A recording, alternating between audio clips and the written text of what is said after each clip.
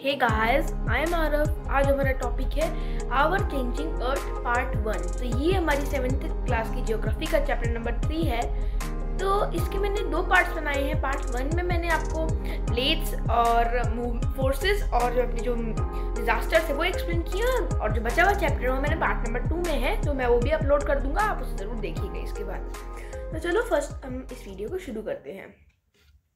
तो पहले जो लिथोस्फीयर है वो नंबर ऑफ प्लेट्स में ब्रोकन है। जैसे मैं आपको ये जो आपको फोटो दिख रही है वो लिथोस्फीयर की है। ये देखिए, अब आपने देखा कि ये जो लैंड है ये बना रखी है, इसमें बहुत सारे क्रैक्स हैं। अब आप सोचोगे कि ये क्रैक्स तो हो नहीं सकते क्योंकि इतने बड़े बड़े क्रैक्स अर्थ में होते नहीं हैं, लेकिन ये क्रैक्स तो सिर्फ समझाने के लिए बनाए हुए हैं। रियल में क्या है, ऊपर से हमारी जो अर्थ है वो एक फिक्स्ड, मतलब बिल्कुल मस्त शेप में नहीं है, ये थोड़ी थोड़ी टूटी टूटी है, लेकिन जो ऊपर का क्रस्ट है वो ऐसे जुड़ी हुई है, इसलिए हमको लगता है कि ये एक ही है। लेकिन अर्थ के अंदर जो प्लेट्स हैं वो टूटी हुई हैं, जैसे आप इस फोटो में दिख ही रहे हैं, बहुत सारी प्लेट्स टूटी हुई हैं। अब जो इंडिया की जो प्लेट है उसे इंडो ऑस्ट्रेलियन प्लेट कहते हैं, और जैसे ऊपर एशियन प्लेट है, और सारी प्लेट्स होती हैं, अफ्रीकन प्लेट्स। तो इन प्लेट्स के नाम भी होते हैं। जब ये प्लेट्स मूव करती हैं तब इन सरफेसेस में चेंजेस आते हैं। तो अब आप सोचोगे कि मूव तो होती ही नहीं, हमको समझ ही नहीं आता, तो आप समझ आएगा भी कैसे, क्योंकि ये मतलब करोड़ों सालों में सिर्फ 1 या 2 इंच मूव करती हैं। तो अब आप देख सकते हैं कितना धीरे धीरे मूव करती हैं, तो समझ आएगा कैसे। इसीलिए अब है फोर्सेस, हम देख लेते हैं फोर्सेस। तो फोर्सेस एक तो 2 तरह की होती हैं, एंडोजेनेटिक और एक्सोजेनेटिक। जो एंडोजेनेटिक फोर्सेस होती हैं, इंडो और एक्सो का मतलब अगर आप जान लिए तो बिल्कुल सही है, तो बिल्कुल अच्छे से समझ आ जाएगा। इंडो मतलब अंदर और एक्सो मतलब बाहर। मतलब जो इंडो होता है उसका मतलब होता है अंदर, और जो एक्सो होता है उसका मतलब होता है बाहर। तो अब जो इंडोजेनेटिक फोर्सेज है, मतलब जो अंदर होती हैं फोर्सेज, वो उनमें 2 आती हैं, सडन और डिजास्ट्रोपिक, ये फोर्स। अब इनमें क्या अंतर है ये आपकी बुक में दे नहीं रखा, मैं इसका ब्रीफ इंट्रोडक्शन दे देता हूँ।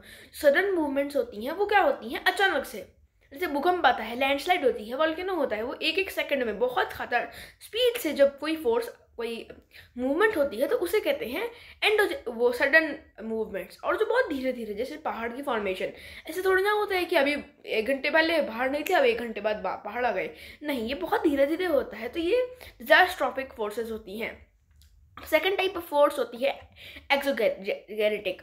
ये इसका एक्सो का मतलब होता है बाहर, मतलब जो इरोजनल और जो डिपोजिशन होता है वो होता है एक्सोजेनेटिक फोर्स। मतलब जो बाहर से जो अटैक होती है, मतलब जब बाहर से जो एक्ट होता है फोर्सेस का, उसे कहते हैं एक्सोजेनेटिक फोर्सेस। जैसे जो इरोजन और जो डिपोजिशन होता है, मतलब डिग्रेडेशन और एग्रेडेशन। डिग्रेडेशन मतलब सब एरोजन, और एग्रेडेशन मतलब उसका डिपोजिट होना, तो ये होता है एक्सोजेनेटिक फोर्सेस। तो अब हमने फोर्सेस भी देख लिए। अब हम आ जाते हैं अपने डिजास्टर्स ऑन अर्थ। अर्थ पे काफ़ी तरह के डिजास्टर्स हैं जो मैनकाइंड को बहुत बुरी तरह हार्म भी करते हैं। मैंने एक वीडियो डिजास्टर पे बना रखी है, अब उसे भी देख सकते हैं। तो वॉल्केनो एक वेंट होता है अर्थ की क्रस्ट से, जिसमें से जो मोल्टन मटेरियल होता है वो फूटता है। जैसे ये जो आपको फोटो दिख रही है, इसमें ये एक वॉल्केनो की फोटो है।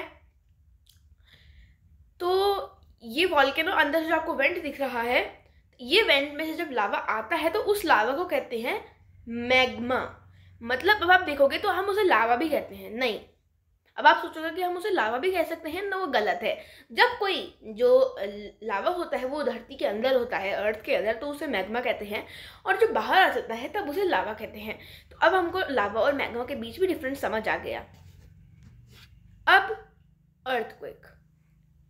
तो अर्थक्वेक्स और वॉल्केनो कई बार रिलेटेड भी होते हैं। जैसे कैसे, अब मैं आपको पहले वॉल्केनो में इसका रिलेशन एक्सप्लेन कर देता हूँ कि हमको पता है कि जब अर्थक्वेक होता है तब एक क्रैक बन जाती है। तो अब वो क्रैक आप देख सकते हैं, क्रैक बोलते हैं, आपको समझ आ गया कि जो क्रैक है वो वॉल्केनो की वेंट है। हाँ, मतलब अगर कोई अर्थक्वेक आया है पहले तो उस चांसेस होते हैं कि एक वॉल्केनो अगर पास में हुआ तो वो फूट सकता है, क्योंकि जो क्रैक्स बन जाते हैं धरती के अंदर, जो मैग्मा होता है वो बाहर आ जाता है लावा की फॉर्म में।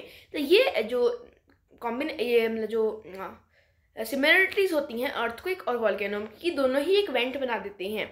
अब हम देख लेते हैं कि अर्थक्वेक आता है, लेकिन आता कैसे है।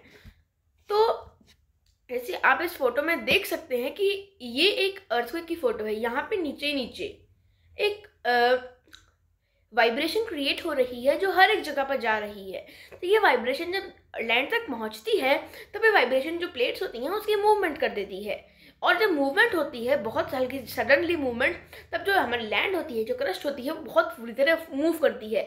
तो जब वो मूव करती है तब हमको ऐसा लगता है कि अर्थक्वेक आ रहा है। तो जब ये जहाँ से वो वाइब्रेशन शुरू होती है उस पॉइंट को, उस जहाँ से आप देख सकते हैं उस पॉइंट को फोकस कहते हैं। फोकस याद रखिएगा, फोकस।